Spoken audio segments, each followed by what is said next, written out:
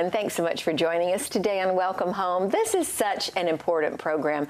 I love doing shows where we spotlight ministries like Orlando Union Rescue Mission and other ministries like Christian Help, who are doing such a great work for the Lord and helping people have a hand up in life. And today we have the director of Christian Help here with us today. Vickie Martin is here to not only talk about Christian Help, but to talk about her own life story and how the Lord has helped her in her journey. And so we want to welcome you to the show today, Vickie. I'm excited to be here. Appreciate that. Well, you are so welcome. There's so many ministries that people can get involved in to help we're talking about today, the homeless and the jobless and the hungry and those people that are in need. But your ministry in particular does a great work here in Central Florida. Tell us a little bit about the mission and what you all have already done. Right. Thank you for that. Yes, 25 years.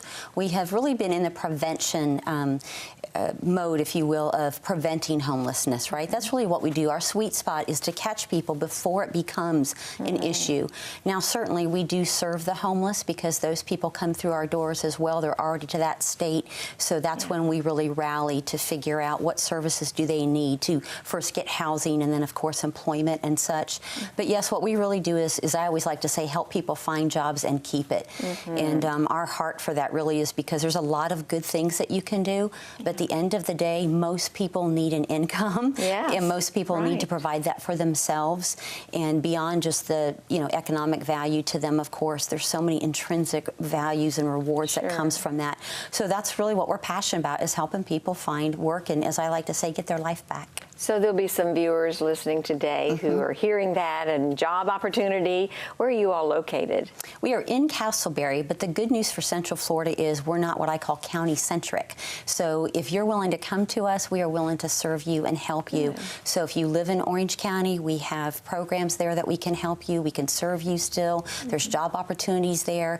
If you're, of course, in Seminole, where we're located, of course, we'll be glad to help you. But we have folks that will drive to us from Volusia County or even Osceola, because again, they're desperate for services and help, and we are just always so glad when people reach out, and particularly when they're willing to make that drive. But of course, as you can imagine, most folks are from Seminole and Orange that come to us. So some of the services, do you provide food? Is there a food pantry there? We do, but it's what I like to call private, because it is for our clients that are actively seeking to get work, and it's one of the ways that I like to describe that we love on them well. When you are in a tough spot, two things. One is that I don't want people to have to worry or be stressed out about feeding their family or meeting some of those basic needs. So our food pantry comes alongside them and says, let us take care of this. Don't be worrying about this. Happy to feed you and your family. And it's really a nice experience. We're so blessed with our partners in the community, the local grocery stores and Second Harvest Food Bank, that allows us to be able to pick up all that food and have a wealth of it available. So it's not just dignity all the way around really matters in a person's life, and even the way that they get food and what they get is part of that process for us. So having quality products for them to even shop and choose themselves is part of that. But the other thing I always tell folks too is, particularly when you're in a place of need, don't spend money on food, not in Central Florida. We have an abundance here, and you want to be sure your cell phone's working, ready to receive interview calls. You want to be sure you've got gas in your car as well as a car to get to an interview. You want to be sure you've got a roof over your head. And sometimes folks will compromise those things because they're hungry or their son needs a lunch, right?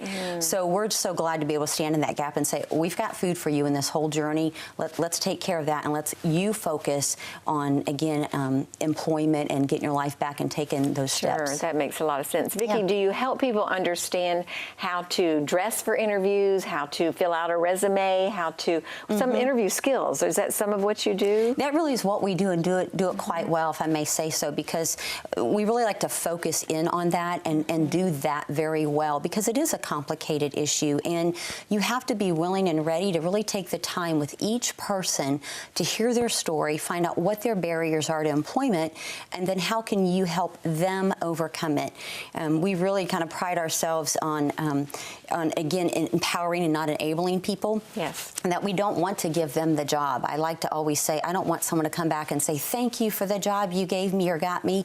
We want them to come back and say, thank you for teaching me, helping me how to get my own job. I've got a job now. Yes. So in how you described, that is the method and the approach. It's the teaching, it's the coaching of here's what you need to do, from posture, countenance, handshake, eye contact, all of those things, articulation, to certainly where to look for those jobs, how to answer those questions, how to prepare a resume, how to present yourself on paper and then in person, and make sure those two things line up accordingly.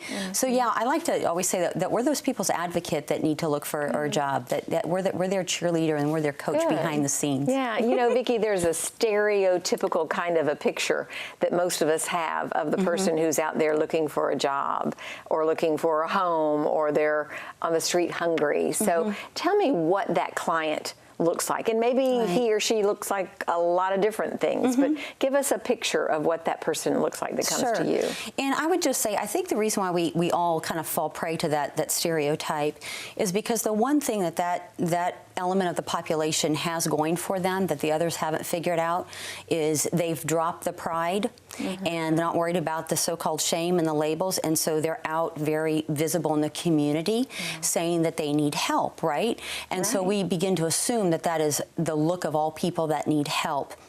But what we found is that actually that's probably a very small part of the population, that most of the people that we meet and that we see that are in need are probably not what like most people, again, would expect, or that stereotype as you mentioned. They're more women than men, but there's also trends, and it just depends. Like in the last 6 months, we've seen a primarily English-speaking Hispanic audience in the age range of like 35 to 44. But again, that doesn't always stay that way. We see a population of 16 to 24-year-olds come our way. We see the over 50 population come to us. We certainly see men, of course, come in as well as women. You know, different races and nationalities. We see certain education levels as well. So just to what you alluded to, it is a real broad range there of the people that are in need. And what I'm always excited about is when they do come in, because my first praise to them is this is a really smart move, because you have gotten out of the shadows behind, you know, pulled the covers back kind of thing, and said, you know what, I cannot do this on my own. And sometimes those people, it takes them longer, which you know is harder sometimes to overcome.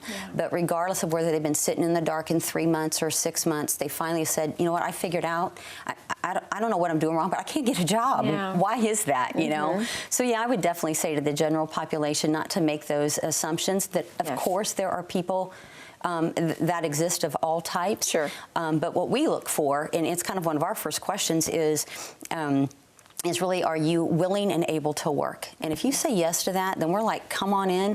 We're going to put a personal plan together for you, and let's figure this thing out. You know, I often think of the parable, the story that Jesus told, where he talks about the man that was, you know, by Bethesda, right, by the pool for so many years.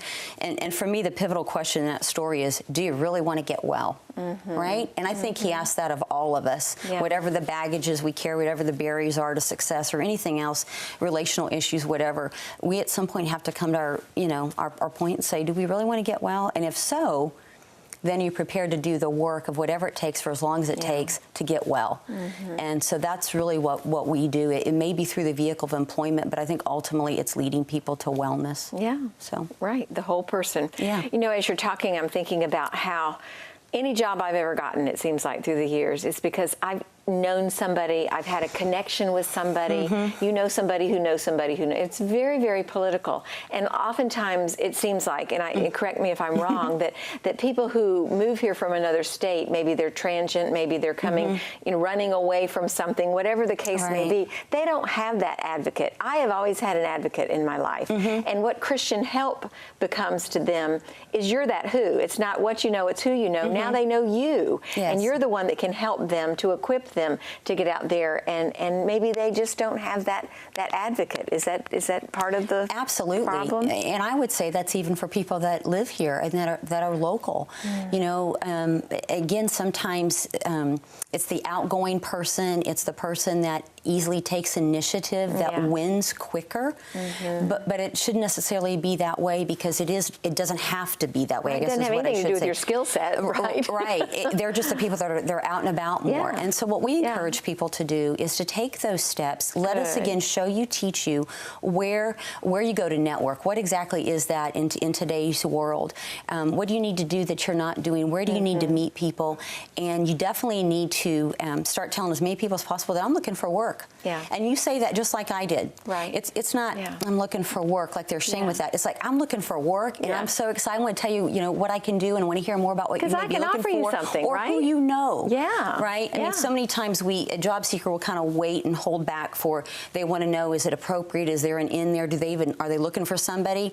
And we say, no way. You just step up there and you say, hey, here's who I am, and That's good. I'm looking for work if you know of anybody, Yeah, and I love this good. community, and that type of thing. Well, so you help empower them and equip them and give them confidence, because we should have that kind of confidence, but not everybody has that, because people Right. haven't taught them how to, the fact that they have worth and great value. Absolutely, and so many people do attach certainly worth to what they've accomplished, who they are, where they're at in life. And when I say who they are, meaning from a economic, educational, scale, that type of thing.